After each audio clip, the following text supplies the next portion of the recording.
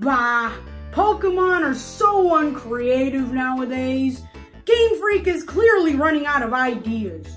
Come on, Pokemon, seriously? Designing Pokemon on ice cream cones, gears, a literal pile of trash, and rocks?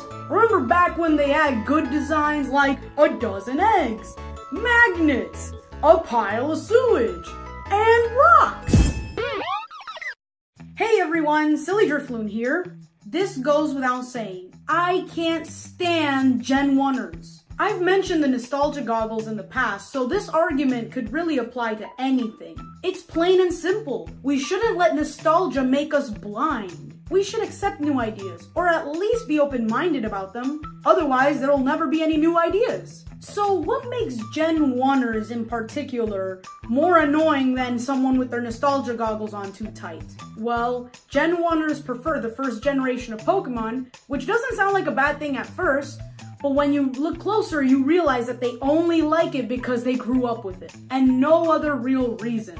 I mean, take a look at me. I was born when Pokemon first released in America, but I'm not obsessed with Gen 1. I could easily point out its major flaws. Genwunners criticize the new Pokemon content without even giving it a chance. They judge the uncreative designs from the surface alone. But if you really pay attention, all these designs have been consistent throughout the entire timeline of Pokemon. There's always the regional bird, there's always some fox, there's always the inanimate object. Sometimes I don't even like a design of a Pokemon at first glance, but then I actually try them out and see what they have to offer. Then I end up loving them because they're super viable. But Genwunners never get to that part. They never embrace new designs, new mechanics, or anything new. New mechanics in a Pokemon game are so important because it helps keep the game fresh. I know Pokemon fans get criticized for playing the same game over and over again, but now imagine if they seriously didn't try adding at least anything new. This has made Pokemon evolve and change throughout the years. Back in the day, you wouldn't even be able to see your Pokemon stats. You would just use Earthquake and win. But now people got into serious competitive play and they started EV training, IV breeding, and the Pokemon Company has developed the game to make it easier for us, the competitive players. They added super training, they added a way for us to visually see the EVs and IV spread. Imagine now if Game Freak never added any of these things. Imagine if they just kept it the same way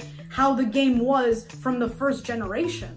Wouldn't be a lot of fun if you ask me. EV training back in the day was a total nightmare. And not only that, they make things fun for the casual players too. Double battles weren't always a thing, but now we can't see Pokemon without them. There are so many new strategies that opened up in doubles that you just couldn't do in singles. A mechanic that was introduced after Gen 1. And then Gen 5 tried adding triple battles and rotation battles, and then things got really crazy. They didn't keep it, sadly, but for the time, it was a lot of fun.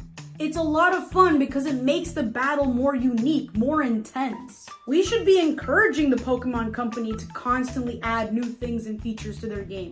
We want more new things. We should. When the game made its biggest change, transitioning from 2D sprites to 3D models, many people were happy and on board to see the game in such high definition. But many people, mainly the nostalgia goggle Genwunners, thought that this changed the game too much. I don't understand why you wouldn't want your favorite game to evolve and get better over the years. Real Pokemon fans would embrace all these new things, give it a chance fairly, and then judge what's good and what's bad of it. Imagine now if Game Freak and Nintendo released the same game with the same Pokemon in the same region with the same mechanics and nothing changes about it year after year. What would be exciting about that anymore? Genwunners argue that Canto is the best region, but I beg to differ. So Canto was the first story. You get your Pokemon, you go on a journey, you stop Team Rocket, you become champion. Okay, almost every Pokemon game after that has that same setup, but they add more to it. In Generation 4, you had to stop this evil celestial team from destroying the entire universe using the god of space and time. In Generation 5, you had a broken boy with an abusive father who was raised by nannies in a castle, who arguably was a better character than the main character themselves, and so on. So many different and exciting things are added around this basic storyline to give it flavor. Yes, it's a repetitive formula, but you know Nintendo. They're not really much ones to stray away from a formula that works.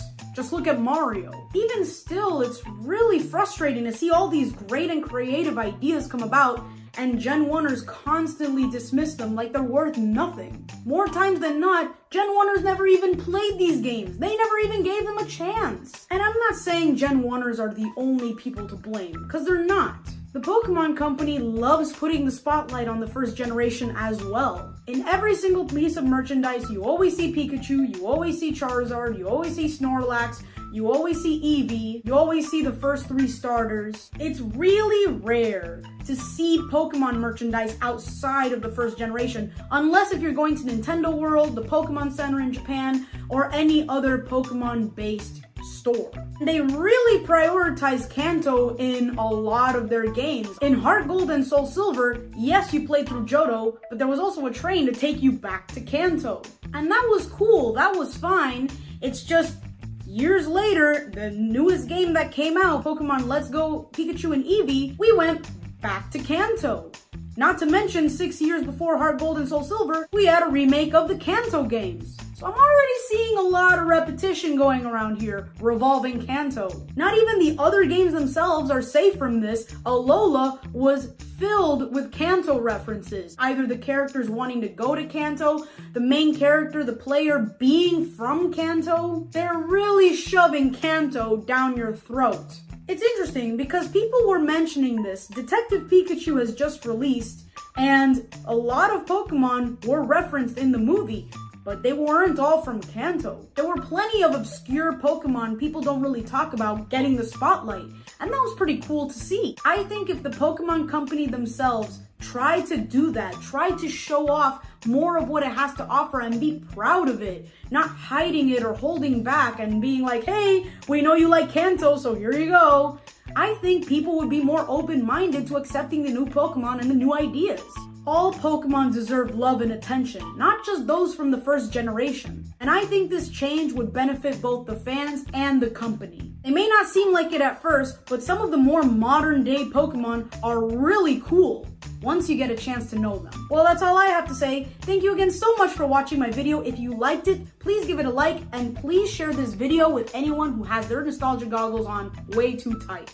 Don't forget to subscribe to join the Drifloon army and hit the bell to be notified whenever I post again. Bye!